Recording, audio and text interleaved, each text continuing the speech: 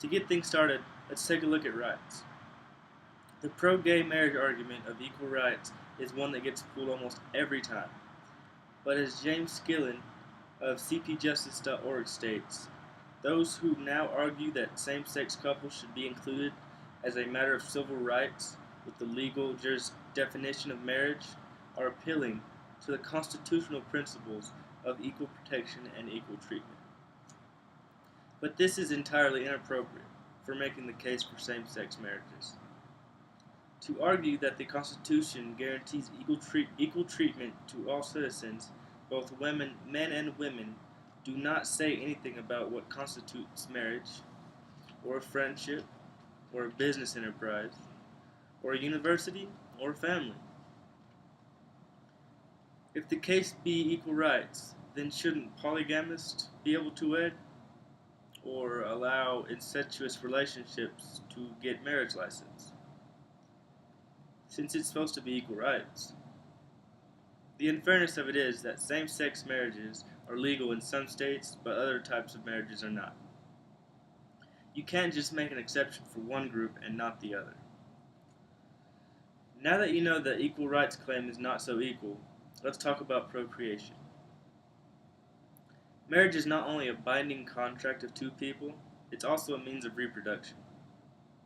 Man and woman are the core to procreation. Naturally, this is how we as a species do not become extinct. Same-sex couples cannot procreate.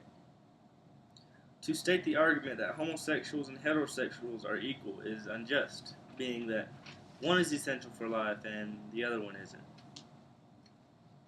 Society would cease to exist if not for heterosexuals reproducing. It is natural that man and woman be together, and it is unnatural for man and man or woman and woman to be together.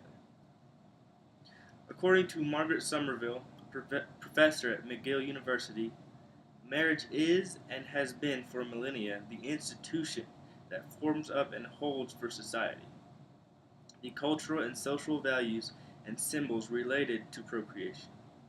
That is, it establishes the values that govern the transmission of human life to the next generation and the nurturing of that life in the basic society unit, the family.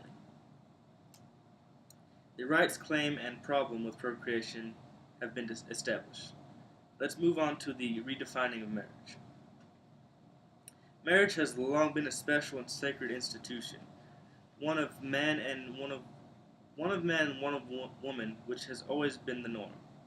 And when the norm begins to get altered, well, problems begin to arise. As stated by Ryan Anderson in an article on heritage.org, marriage exists to bring one man and one woman together, as husband and wife to be father and mother, to any children that their union produces. Marriage is based on the biological fact that reproduction depends on a man and a woman, and on the social reality that children need a mother and a father.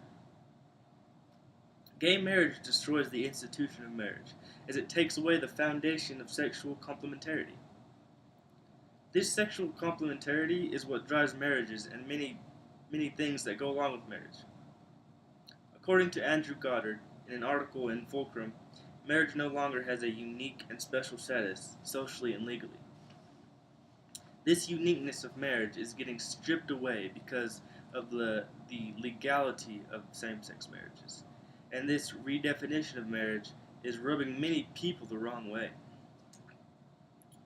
According to Francis Cardinal George, the Archbishop of Chicago, marriage exists because human nature comes in two complementary sexes, male and female. The sexual union of a man and a woman is called marital act, the marital act, because the two become physically one in a way that is impossible between two men or two women.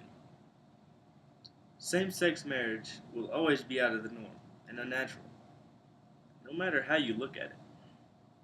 Thank you.